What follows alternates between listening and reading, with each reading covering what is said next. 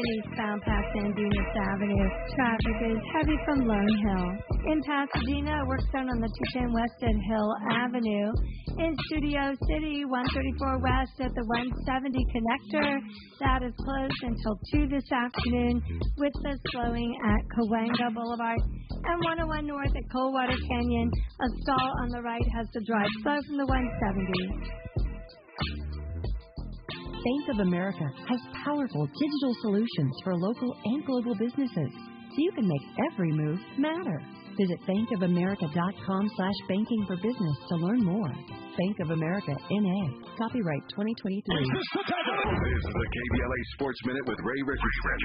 The Dodgers get a shutout at Arizona last night to win their fifth straight. Right-hander Bobby Miller kept Arizona off the scoreboard for 6 innings before the bullpen took over in the seventh. The Dodgers are back home tonight against Colorado. The Rams rank third among NFL franchises in net value. If you want to buy the Rams from owner Stan Kroenke, it will cost you $6.94 billion. Rounding out the top five, the New York Giants at $7.04 billion, New England at $6.7 billion, and the 49ers at $6.15 billion. The Chargers are at number 18 at $4.63 billion. LeBron James' son Bryce has changed his mind about going to Campbell High School in Studio City. The 6'6" junior is planning to transfer to Sherman Oaks, Notre Dame. One of the guards in Sherman Oaks is a guy named Mercy Miller, son of rapper Master P.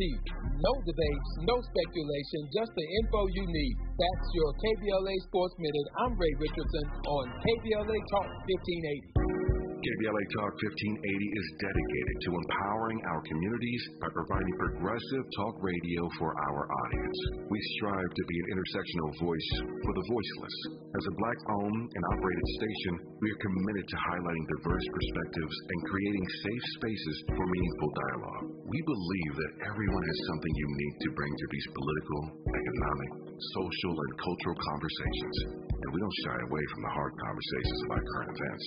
We endeavor to be a beacon of hope and understanding, while boldly challenging listeners to think more deeply about difficult topics that impact us all. With this in mind, our mission statement at KBLA Talk 1580 is simple: to create an inclusive platform that promotes civil discourse through honest dialogue and encourages personal growth among our listeners, so they can become the active agents of change.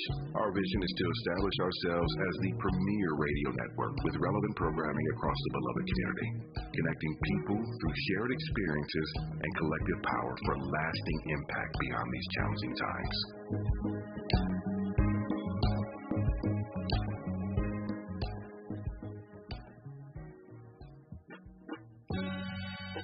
Yeah, ladies, I know you're tired of the same old thing.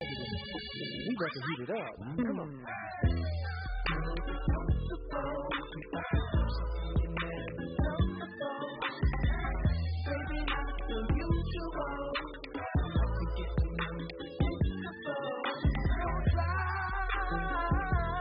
Yeah, it was unpredictable, all right.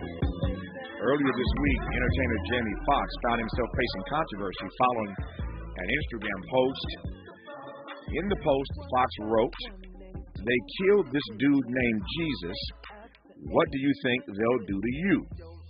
Along with hashtags like fake friends and fake love. The post was interpreted by some as anti-Semitic, with critics alleging that Fox perpetuated harmful stereotypes against Jewish people. However, does this interpretation miss the cultural context and colloquial meaning of the phrase, "they killed Jesus," a phrase that we've used over and over and over and again in the black community as a warning against backstabbers and people who don't have one's best interest at heart. In a powerful op-ed written by award-winning journalist, political writer, and president of the Philadelphia Association of Black Journalists, Ernest Owens, he underscores the importance of understanding cultural nuances and the impact of language in different contexts. Owens criticizes the quick judgment made by certain folk, including actress Jennifer Aniston, who quickly and publicly distanced herself from Jamie's post and accused him of anti-Semitism, and highlights the double standards at play as other individuals who've made deliberately anti-Semitic remarks have faced less severe consequences as compared to Jamie Foxx. Owens joins us now for a conversation on the need for greater awareness and sensitivity to the complexities of language and cultural expression. I am delighted to welcome Ernest Owens to this program. Brother Ernest, how are you today, sir? I'm doing well. Thank you for having me on. I appreciate it. Nah, man, it's my great honor to have you on. Let me just say this at the outset. When I saw your piece, I kind of giggled because you laid out in fine form what I had said to others. So your sentiments were my sentiments exactly. And, you know, when I read people, they don't have to always agree with me, and I ain't got to agree with them. But when they do, I get tickled by it. Because you laid out, I just think in a beautiful way, the exact same thing I was saying to other persons about this sort of rush to judgment about Jamie Foxx. And I don't need to defend Jamie for everything and anything Jamie's ever said or done. But in this instance, it just seemed to me, and while I'm not naive, I understand from the perspective of a particular Jew how they might have read this, how they might have felt when they saw it. This is a phrase that we use all the time, as you lay out in your piece beautifully. And it's always about warning people, if they did it to Jesus, you know they'll do it to you. And the word they, that pronoun, cannot be a wholly owned subsidiary of our Jewish brothers and sisters. That was my take on it. Correct. And so, agreed. So for those who have not read your piece, and I'll tell them where they can find it, of course. But for those who have not read it, give me your sense of how you approached this when the controversy became this brouhaha. Thank you. So, you know, I'm 31, and so I'm always on social media, and I've been following Jamie Foxx for a while. And, you know, there's a lot of celebrities who have used their platforms to just, you know, be intimate with their followers and offer tidbits of advice. And anybody who's ever followed Jamie Foxx knows that he'll oftentimes, you know, give out some type of spiritual, inspirational quote or message. So when I saw the post, I think I liked it, and I was like, yeah, that's what's up. I knew what it meant off the jump. And when I saw that there was this blog, this random blog that started insinuating anti-Semitism, I said, wait a minute. This man does not have a history of bigotry or any type of hate. Why are we so quick to put that label on him, knowing the power of what that can do to his career? You know, I wrote a book called The Case for Cancel Culture that came out in February. And I talk about situations where celebrities get caught up in anti-Semitism, homophobia, sexism, and those types of things. And in this situation, I was like, we know Jamie. Why are we assuming the worst? And why is that being put out before people actually ask the question? There was nothing in that statement that in my opinion, insinuated anti-Semitism. And the thing that got me was the pronoun, because the problem is, the question I've asked my Jewish friends is, do you all get to have the right to dictate any reference to Jesus? Because Christianity, Judaism, other religions reference Jesus in different ways. And what happens to Jesus under the Christian understanding of it, I grew up Pentecostal, you know, Kojic. You know, this was something we said in the South growing up. And so, you know, there are cultural colloquialisms that we understand. And this is an example of how white people, largely white people, because I didn't see any black Jews criticizing Jamie Foxx. This was specifically white Jewish people that, you know, we are oftentimes told to give white people the benefit of the doubt on the cultural colloquialisms and things that they don't understand. But why are we immediately quick to label someone who's had over 30 years in the industry, a sterling reputation when it comes to cultural understanding, competence? Why would we be so quick to do that to them? And that's a double standard, because we got people like Mel Gibson out here, still got a career, still getting Oscar nominations, and has done deliberate, you know, attacks on the Jewish community and the black community. This man has said all types of problematic things, and this man is given the benefit of the doubt and given a second chance in some circles. But Jamie Foxx, a post that did not name Jewish people out loud, was even thinking about them, was talking about an experience going on in his own personal life. That was his message. This is getting rich, as we say around here, and that's just his first comment. Trust me, I got questions, he's got answers, he's got commentary, and I got a little of my own. You're listening right now to Ernest Owens on Tavis Smiley. What's your quarrel with the world? You're listening to Tavis Smiley. MC Light for AARP Hip Hop, the cultural phenomenon that took New York by storm in 1973. Is celebrating 50 years of rocking mics and crowds. Whether you're a ride-or-die hip-hop head or simply curious about its origins, check out the latest issue of AARP the magazine. It celebrates this incredible milestone with a featured story brimming with fun hip-hop facts and history. Head over to aarp.org/blackcommunity to learn more. Community is more than where you live. It's the people in it who go above and beyond to help it thrive. During the 50th anniversary of hip-hop and the 75th anniversary of Black radio, AARP recognizes the members, volunteers, people, and partners giving back to our communities. We believe when our efforts drive change for the greater good, we all thrive together. To learn more about how AARP supports efforts to keep our communities thriving, visit aarp.org/blackcommunity. KBLA Talk 1580. I'm Dominique DePrima, and there are so many reasons to take out a small business loan. Set yourself up for long-term success with access to credit for operating expenses, equipment, and technology, leasing or financing, and more. Although the process may seem daunting, your U.S. Bank Business Access Advisor can guide you through that process. Whatever your financial goals, U.S. Bank Access Commitment can help support you in reaching them. Access your financial goals at usbank.com/access. Member FDIC, Equal Housing Lender. You're listening to Take Trip, where we play all the best classic water-wasting hits like Watering Your Lawn During the Hottest Time of the Day and Leaky Faucets. They're tunes from another time because now that we face a hotter, drier future, every drop counts. Despite an extremely wet winter, keep using less water, fixing leaks, and reusing indoor water for your garden. Visit SaveOurWater.com for more ways to conserve.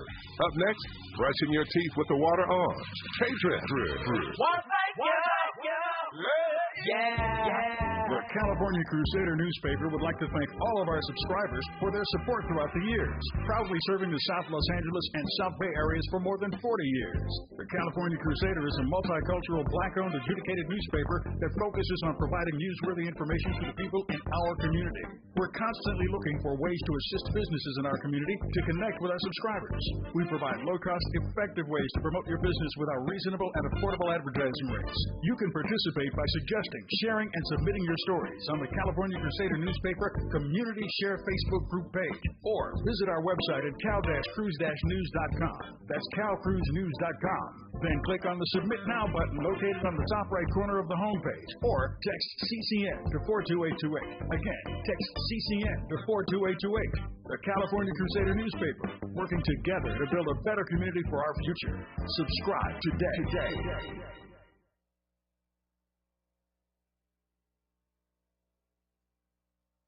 Made fresh daily in Leimert Park, Los Angeles, California. You're listening to Tavis Smiley. You're listening to Ernest Owens on Tavis Smiley. He is a award-winning journalist, political writer, and president of the Philadelphia Association of Black Journalists. And he wrote a powerful piece about Jamie Foxx and the drama that Jamie got himself in recently, with some comments that our Jewish brothers and sisters thought, or some of them at least, thought was anti-Semitic. The people is called black people knew what Jamie Foxx meant by they. Perhaps others should understand too. Black people knew what Jamie Foxx meant by they. Perhaps others should understand too. There's so many questions that are running through my head right now, Ernest, I want to get to. Let me just move as swiftly as I can to the first question that I want to ask is why you think Jamie was so quick to apologize. Well, Jamie is a pro, and I commend him for not trying to make this last in the news cycle for more than a week. Mm-hmm. You know, he just said, "Look, I'll apologize for it was offended. Move on, keep it moving." Right? Mm-hmm. He could have fought back. He could have just said, "You know what? That's not what I meant. It is what it is." But he understands the game. He's been in the industry for over 25 years. He's got a Grammy, he's got an Oscar, Golden Globe, everything under the sun, and he knows how this industry works. And he just said, "You know what? I'll just say I'm sorry." And you know what? His fans, his loyal fans, handled the work. They took care of Jennifer Aniston on Twitter. Black Twitter had a field day reminding her of her ignorance. And people like me, right, writers like myself who understood what he meant. He knew he had a strong, loyal fan base that was going to handle the rest. But he did it because I think he was just trying to save face and not let this linger. No, I get that, and yet I'm wondering. I mean, I know Jamie, so I ain't gonna say nothing here that I wouldn't say to Jamie face to face. What troubled me troubled me about his quick apology was that I don't think you do any favors for us when you apologize to folk for something that you didn't say or that you didn't mean, I agree. rather than taking the time to educate them on the way we do things in the black community. Why apologize? Why not take the time to explain it? Right, I agree. I think it could have been a teachable moment. I mean, if it was me, if it was me, I've had situations like that in the past. If it was me, I would have simply said, I had a situation a couple of years ago where, I have a brother. I'm 31. I have a brother that's 30. We're like less than 10 years apart. And I'm not 10 years, 10 months apart. 10 months apart. And, around here, we call it Irish twins. That's the Irish twins. And so I said this somewhere. Someone said, that's offensive to Irish people. And I said, hold on. I said, to be clear, where I grew up, this means people understand. We're not even thinking about the Irish or whatever the narrative is. This is just something we have said for years, and it doesn't mean no offense, but this is what I meant when I said it. And if it caused you some offense, that wasn't mine. But I want you to understand it around here, this is what we mean by this. Yeah. And that's just what you do. Yeah. That's what you do, But I had a situation like that. I was just like, I'm not just going to say I'm sorry to the Irish community and then go away. No, I'm not apologizing for something that I didn't intend to do or deliberately do. Yeah. What I will do is I will educate and let people understand how we see it over here, because they have their own references and sayings that don't make sense to the rest of us. Yeah. But we are like, that's what they do. Yeah. Yeah. I had a problem with the apology coming so swiftly without any real sort of explanation. Now, having said that, the flip side of my argument is this: if Jamie said this, he tagged it, with fake friends. You saw the hashtags, right? Fake friends, fake love. Well, that's what I knew what he was referencing to. Got it. Because we know what that was about. Got it. But here's my point, though.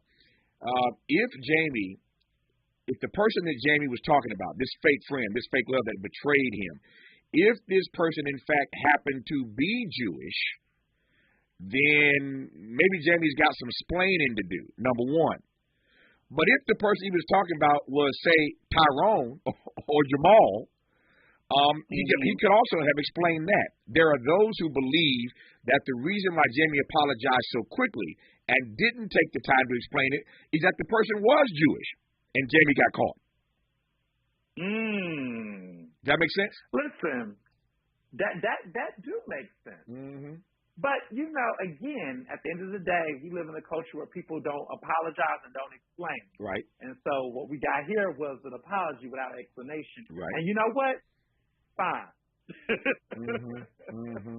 No, even though I will say that I don't want this to be the narrative moving forward. So anytime we reference Christ as black people, we got to look on our left and our right, because of some folks that are going to choose to be offensive about something that has nothing to do with them. That's my point. That's what I was saying earlier. When you jump so quick to an apology and you don't take the time to use this as a teachable moment, you do all of us a disservice. So now anytime anybody says something, I mean, I've been at this, I'm older than you, so I've been at this a long time, as you know.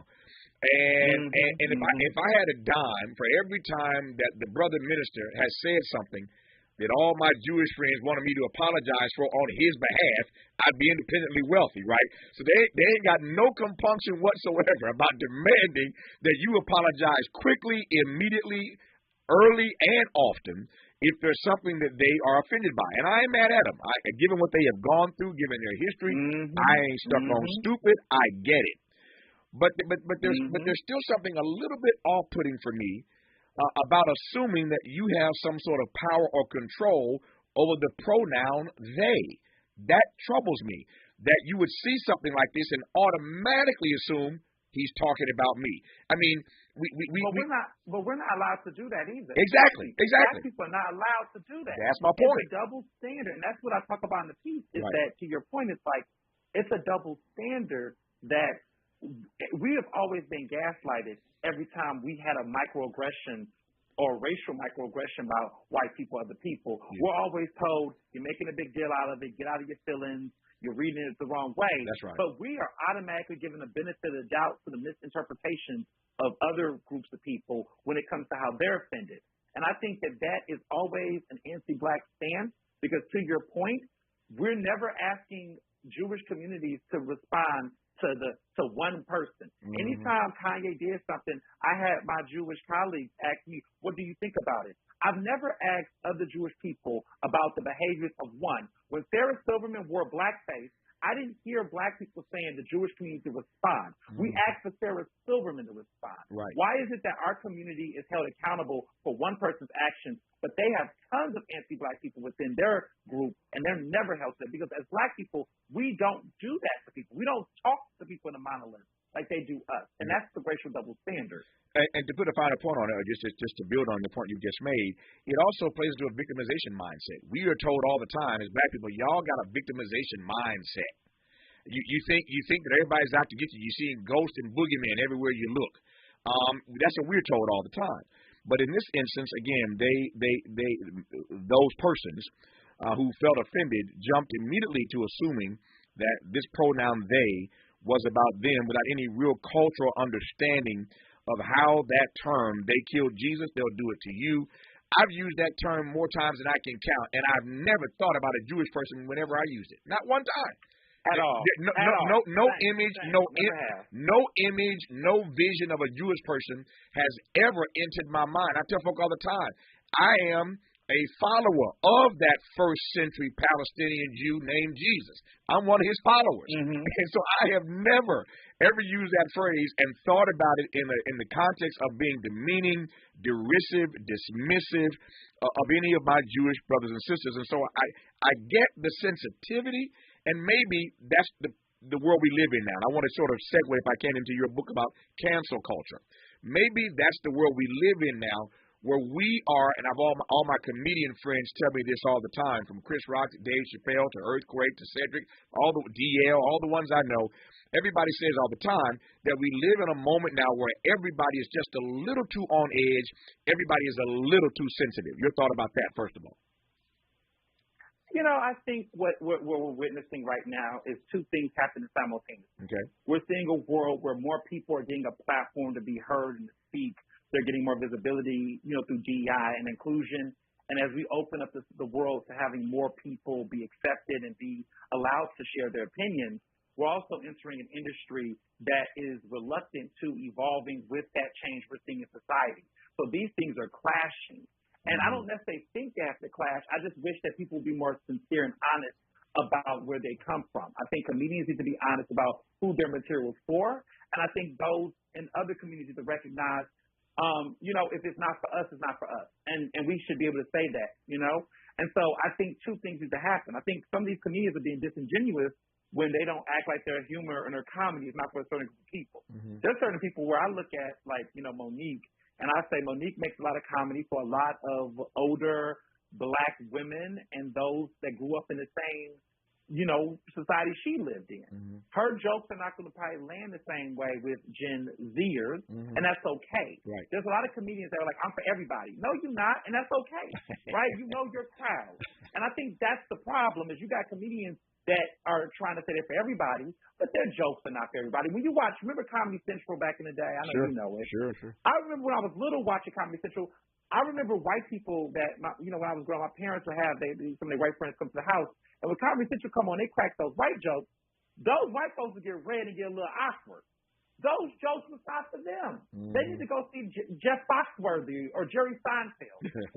I just wish more of the comedians would be honest about that, because that's when they get in trouble. Right. Trying to be for everybody when they jokes are not for everybody. They need to just keep it 100 about that.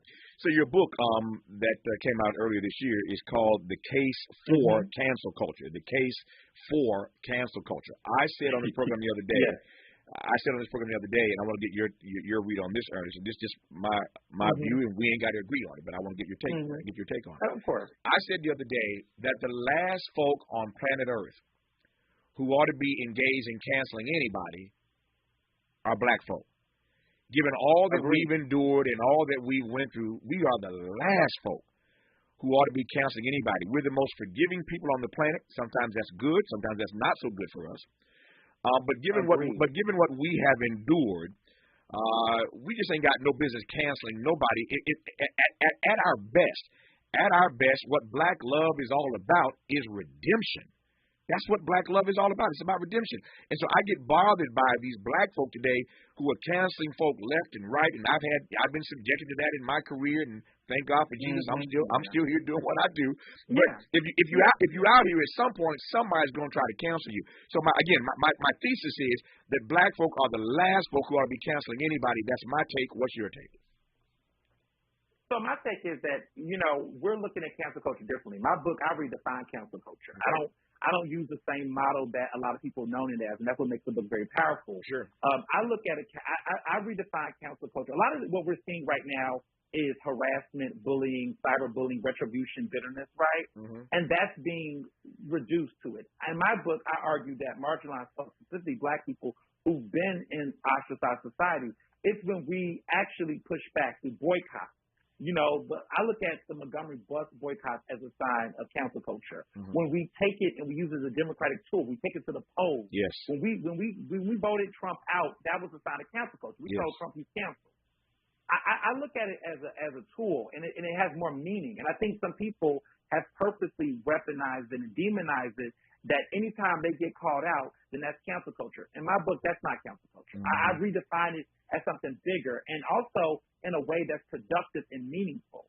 So, like, if you don't like somebody because you have your own personal beef with them, that's not cancel culture. This is a bigger, more sophisticated way of thinking about this. And I argue that black people, when we have canceled as a collective, we did it judicially, we did it with purpose, and we made change and impact. And I believe that cancel culture, to me, when I look at the Republicans who complain about cancel culture, they're complaining about critical race theory. They're complaining about our book. And then the irony of them complaining about cancel culture is they're the ones banning the book. Mm-hmm. It's funny that they're the ones doing the most canceling, but they're criticizing everybody else. Why do they want to take away our rights to vote? Why do they want to take away our rights to free speech? Why do they want to shut down black-owned media? It's because we have the power to influence. And so I'm trying to reclaim the title. I want to reclaim what it means for black people and for communities that I belong to think about this a different way. And it's more about accountability more than anything else. Yeah. Can I just say, I love your reclamation project. I'm a supporter of it. I love this reclamation project you have underway, redefining that term, cancel culture. And in that regard, you and I are simpatico. I love it. I like the way you're thinking. I like the way you frame it.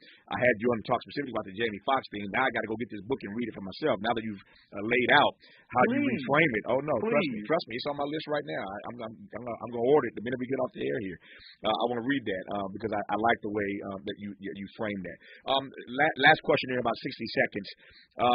Is this thing with Jamie Foxx dead now? Now that Jamie's apologized, is it dead? Is it over? Is it done? Yes, it's a wrap. Okay. It's a wrap. I think he did it so well, right? He didn't let it linger. Right. He immediately jumped on it, shut it down. His supporters took care of Jennifer Aniston. I think that in 2 weeks we won't even be talking about it mainstream.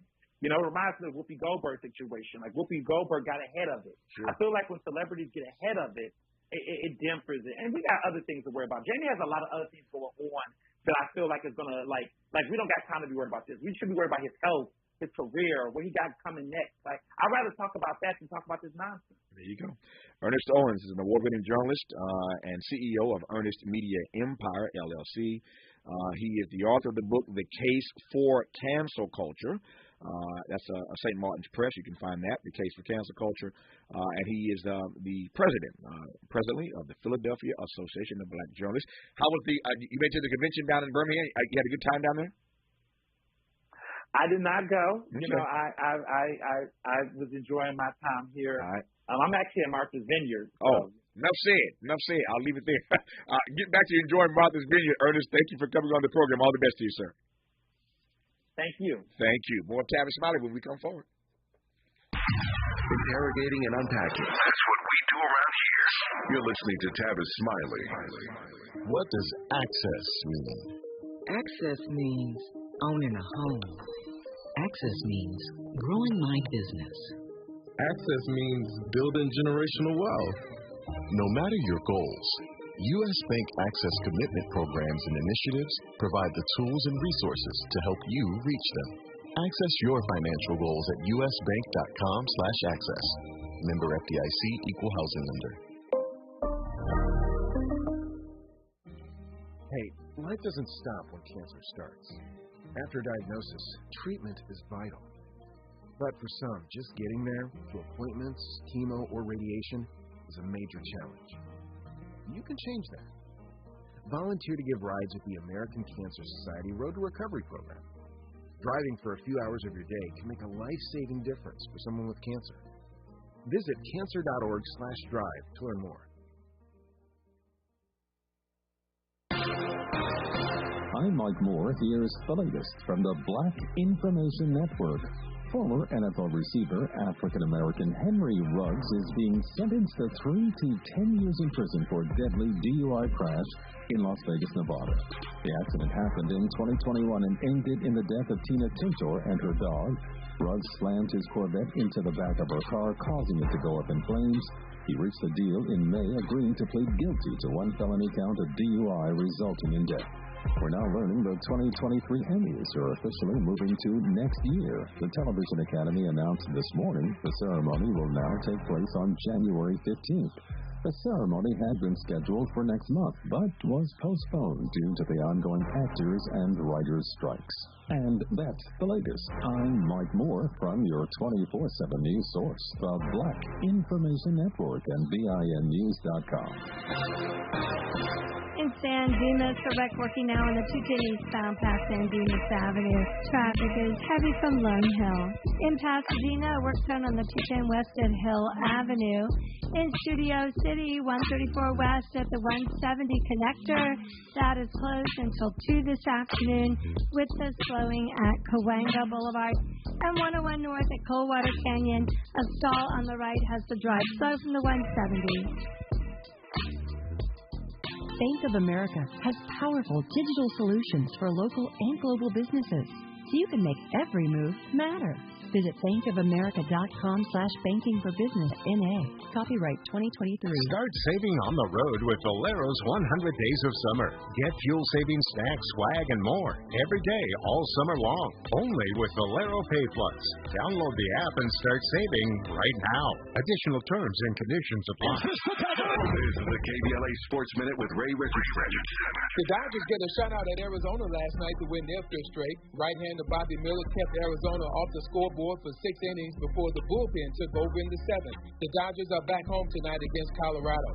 The Rams rank 3rd among NFL franchises in net value. If you want to buy the Rams from owner Stan Kroenke, it will cost you $6.94 billion. Rounding out the top 5, the New York Giants at $7.04 billion, New England at $6.7 billion, and the 49ers at $6.15 billion. The Chargers are at number 18 at $4.63 billion. LeBron James' son Bryce has changed his mind about going to Campbell High School in Studio City. The 6'6 junior is planning to transfer to Sherman Oaks, Notre Dame. One of the guards in Sherman Oaks is a guy named Mercy Miller, son of rapper Master P. No debates, no speculation, just the info you need. That's your KBLA Sports Minute. I'm Ray Richardson on KBLA Talk 1580. We've got a lot to talk about. Hi, I'm Zoe Williams, a.k.a. the Voice of Reason, encouraging you to join me weekdays from 7 to 9 p.m. for the world's most intriguing relationship radio roundtable. Every night, I facilitate and encourage our loyal listeners to participate in the most engaging relationship discussions you'll hear anywhere. So make it a point to rendezvous with me, Zoe Williams, the Voice of Reason, Monday through Friday, 7 to 9 p.m. Pacific Standard Time. Trust me, your relationships will never be the same. The VOR is on fire tonight. Unapologetically progressive.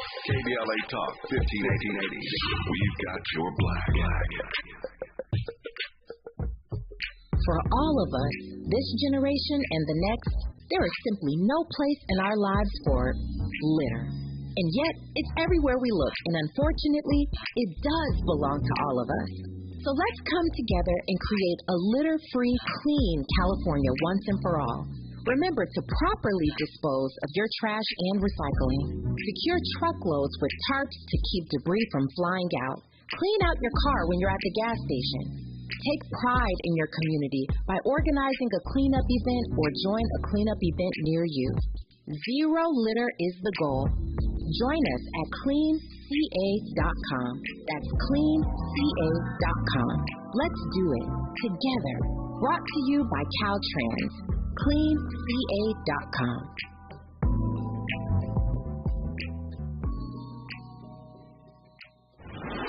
Let's get back to more of this rich dialogue with Tavis Smiley.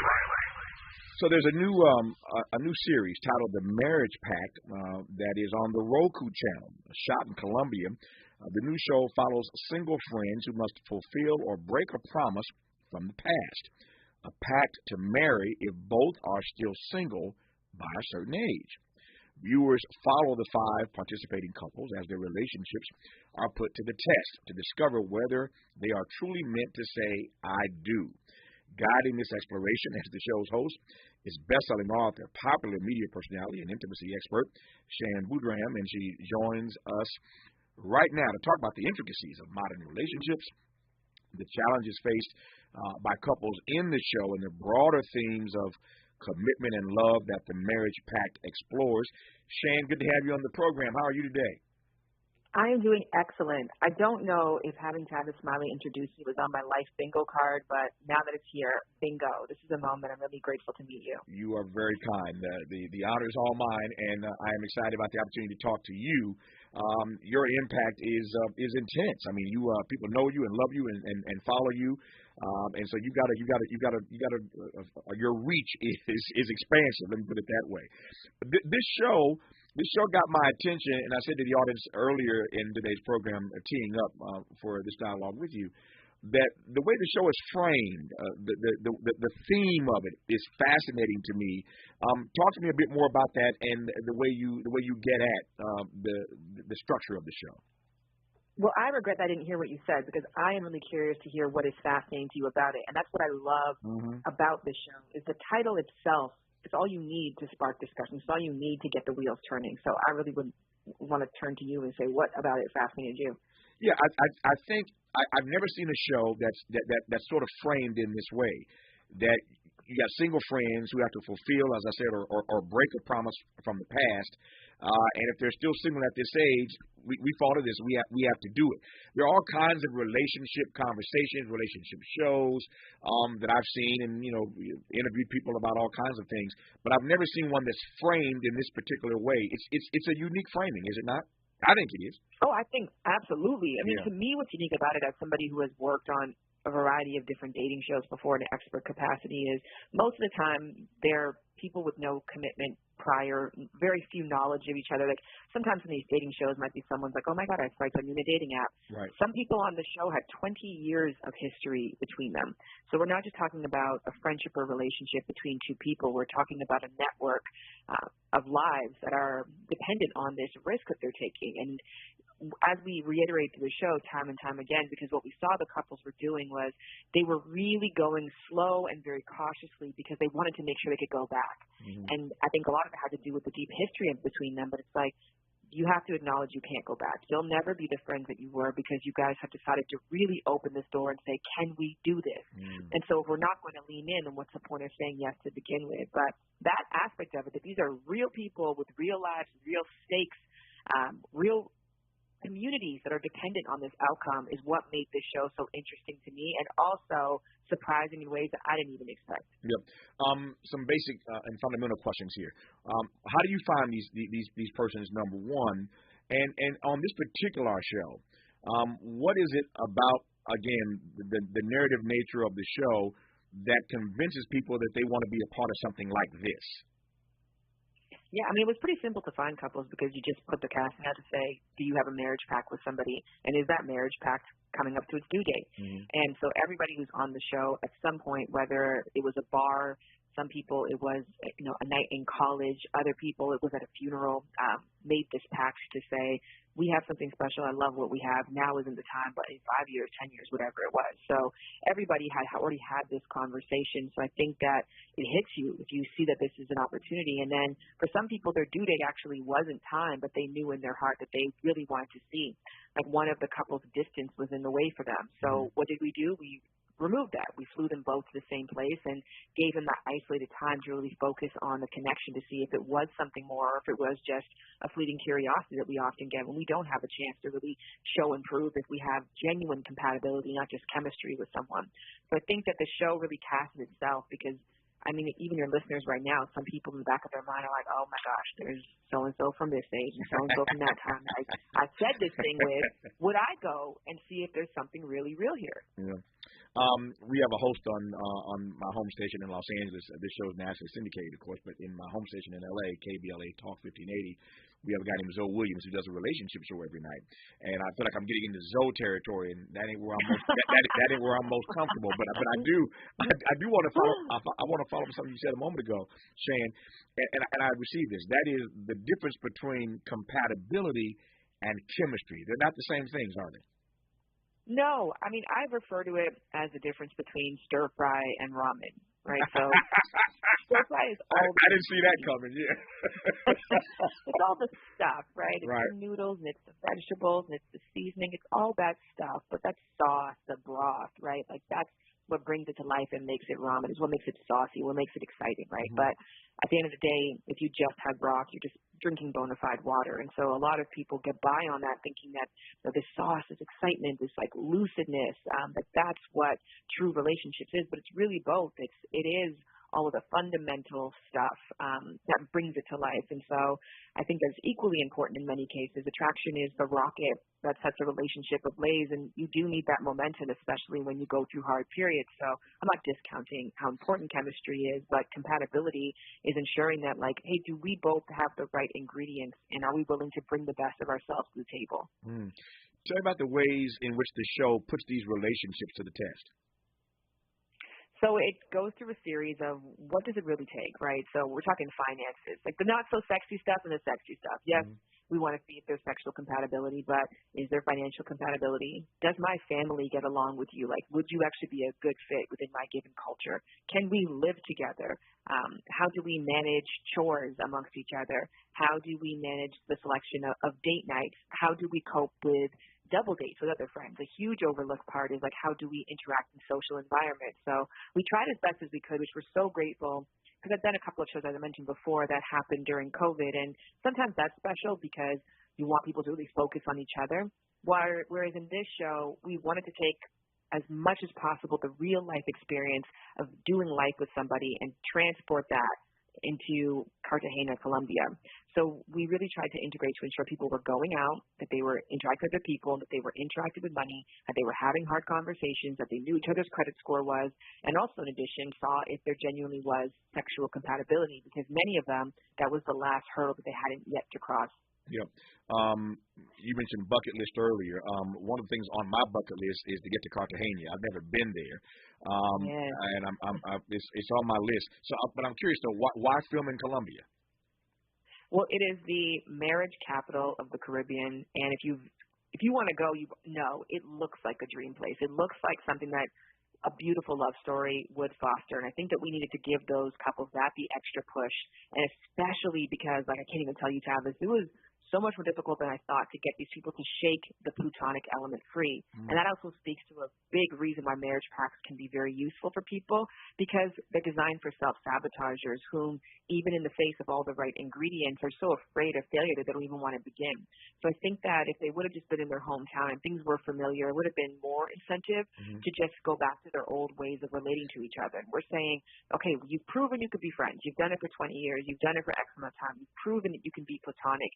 Can you have that sauce? Do you have that romance? I think the setting really tried to push and coax that out of them. Yep. When we come forward, I want to probe this. You mentioned a number of you listed a number of items earlier. From money to family to chores, date nights, and all those things you said earlier about these issues that couples have to navigate to, in fact, really find out whether or not I do is meant for them. I am curious, Shan, when we come forward, as to what the one or two or three issues are that you find consistently end up being the reasons for why they ultimately decide that they cannot say I do. Marriage pact notwithstanding, what are the reasons? What are the rationales why they end up saying, you know what, the marriage pact was nice, but this I do thing isn't really for us? We'll get an answer to that and more when we come forward to Shan on Tavis Smiley. For all the freedom-loving folk, this is Tavis Smiley. I feel like freedom. I'm Kareem Abdul-Jabbar. I learned about atrial fibrillation the hard way. My symptoms would come and go: shortness of breath, fatigue. I kept going. Then I got so lightheaded, I couldn't. My doctor said I have AFib, so I'm about 5 times more likely to have a stroke. Other symptoms, irregular heartbeat, heart racing, chest pain can come and go, but the risk of stroke stays. If you have symptoms, tell a doctor. Visit notimetowait.com. Sponsored by Bristol-Myers Squibb and Pfizer. Parents, we know we can't protect our kids from everything. Eventually, they're going to bump their heads or scrape their knees. But we can protect them from 6 types of cancer. HPV, or human papillomavirus, is a common preventable virus that can cause cancer later in life. The HPV vaccine prevents human papillomavirus and all the cancers it can cause.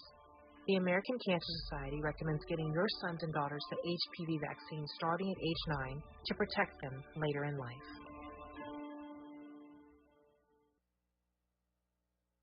Hey LA, are you feeling the heat? LADWP has rebates up to $225 on new air conditioners to help you beat the heat and save money. Plus, you can sign up for level pay to get predictable monthly bills for easy budgeting. Stay cool. Visit ladwp.com/cool-LA. That's ladwp.com/cool-LA. The writers and actors strike continues, and Viola Davis takes a unique stand. Maisha Cairo here with your K-Block Minute News. Viola Davis has refused to continue working on her upcoming movie, G20. This in solidarity with the ongoing SAG-AFTRA strike, which has been ongoing for the past 2 months. The strike is a result of the alliance of motion pictures and television producers undermining its writers and actors with unfair compensation and a lack of protections. Despite Davis's film receiving an interim agreement, she still refuses to continue production. She's quoted saying, "I don't feel that it would be appropriate for this production to move forward during the strike, and I stand in solidarity with the actors, SAG-AFTRA, and the WGA." KBLA listeners, let us know your thoughts on social media about this story at KBLA 1580. I'm Maisha Cairo. This is your K-Black Minute News. Hey, I am Jasmine Carson, LSU Women's Basketball National Champion. I had to up my game, and this time I upped my intimate grooming routine too. Venus for Pubic Hair and Skin is the only razor and regimen specifically designed for your pubic area. Featuring a razor with a patented irritation defense bar and a skincare regimen that is dermatologist tested, Venus helps protect your pubic skin from shave irritation. Visit GilletteVenus.com to learn more about the full regimen of products. Hey there, Los Angeles. This is James Lucky Jr., publisher and editor of Los Angeles News Observer. Are you hungry for news that matters to you and the African American communities of Los Angeles? Well, buckle up, because we got the scoop you've been craving. Stay in the know and never miss a beat with our free weekly publications conveniently available near you. Or hop on the digital wave and become an exclusive subscriber at OGNSC.com. Don't forget to join the party on Instagram and Twitter at OGNSCINC for behind-the-scenes access and sizzling updates. No more FOMO. Let's stay informed, connected, and empowered together. Sounds different, huh? This is Tavis Smiley. This is Shan Boodram, our guest in this hour, talking about a new show on the Roku channel called The Marriage Pact. I love the show. I love the framing of it, the way it's set, and the way they get at it. It seems to me, Shan, that while the show is about these couples overcoming obstacles to see if there is a romantic spark that could, in fact, lead to something else, the romantic spark seems to be the easy part. I mean, if you've been hanging out with somebody all these years, have known them all these years, the romantic spark, the spark that is, that seems easy to me. You expect that to happen, I assume. Yeah, actually, I think it was interesting when you asked that question. I was like, how do I answer this without giving away what makes the show so great, which is watching the final outcome of the couples. But it's kind of 50-50. So I do think that for some, it was realizing that the romantic spark was there, but then when we talked about the less sexy business of relationships, there were financial incompatibilities, the timing wasn't right, parenting long-term goals were very different, and so those things, when they really had the conversations that sometimes what marriage pacts can even represent is just protecting a fantasy. So we have in the back of our mind that we have this perfect person that, in the right time we'll get together and everything will be magic, but truly we're just putting on ice the inevitable and not talking about the true things of, how did you spend your day? What are your religious beliefs? How do you want to raise kids? Do you want to raise kids? For some people, it was the unsexy bits, but some people, it was that spark. Yeah.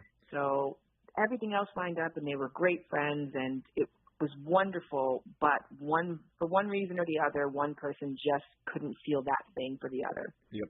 Two quick questions here. One, are there one or two things that you find when they ultimately decide that they cannot say I do? Are there a couple of things that you see that are pretty standard, pretty typical? I think self-sabotage is one of them. I definitely saw it. There's a huge case of that where somebody was like, I'll never find someone like this, but just did everything they possibly could to ensure that they will not be with that person. And then I think the other side of it is also the truth of the matter is that you're not going to have a dream come true in every area of your life, right? Like some of us don't have our dream come true job, but we find a job that suits our needs and allows us to live a good life. And for some of us, our romantic selection may not be what we envisioned, or, doesn't check all of our boxes, but the main ones, the important ones, and we know we could do life well with that person. And I think some people are holding out for the fantasy without realizing that there's a functional partner who can allow them to get to other dream come trues in other parts of their life. And maybe they're not willing to do that trade-off. I want to ask Shan, when we come forward in our remaining moments, a couple of things. One, I'm curious as to whether or not, to the extent she can tell me this, don't want to give away too many spoilers here. I'm curious whether or not these persons remain friends. So they've been friends. They made a pact back in the day when they were friends. When they finally decide, for those who decide that they can't say I do they still remain friends? Curious about that, number one. And ultimately, I want to close by asking Shan how she got in this lane anyway. How did relationships end up being her thing? We'll talk about that when we come forward on Tavis Smiley. From the Merck Park with love, this is Tavis Smiley. MC Light for AARP Hip Hop, the cultural phenomenon that took New York by storm in 1973, is celebrating 50 years of rocking mics and crowds. Whether you're a ride-or-die hip-hop head or simply curious about its origins, check out the latest issue of AARP the magazine. It celebrates this incredible milestone with a featured story brimming with fun hip-hop facts and history. Head over to aarp.org/blackcommunity to learn more. Community is more than where you live. It's the people in it who go above and beyond to help it thrive. During the 50th anniversary of hip-hop and the 75th anniversary of Black Radio, AARP recognizes the members, volunteers, people, and partners giving back to our communities. We believe when our efforts drive change for the greater good, we all thrive together. To learn more about how AARP supports efforts to keep our communities thriving, visit aarp.org/blackcommunity. KBLA Talk 1580. We've got a lot to talk about. Tired of being locked out of job opportunities and shut down by systemic racism? KBLA stands with you in fighting for the rights of black workers, and we don't black down. The Los Angeles Black Workers Center is a dynamic alliance of workers, organized labor, community-based organizations, clergy, students, and scholars, working collectively to improve the position of the black working class. The LA Black Workers Center takes a comprehensive approach to addressing the black jobs crisis. Their programs promote access to quality jobs, racial equity in hiring and retention, discrimination-free job sites, and they prepare black workers for employment in high-wage, career-track jobs.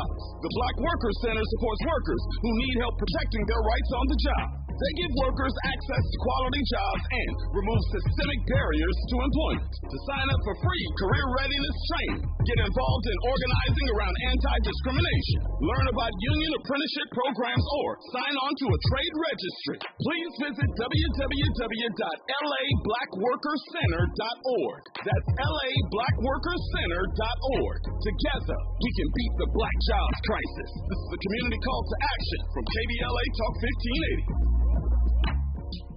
Dominique DePrima here. Having a good credit score is one critical step to obtain a loan to buy a home. But did you know that your credit score is just one factor in getting a mortgage loan? Think about this. Lenders also consider your income, your employment history, current monthly debts, the size of the loan, and the amount of your down payment.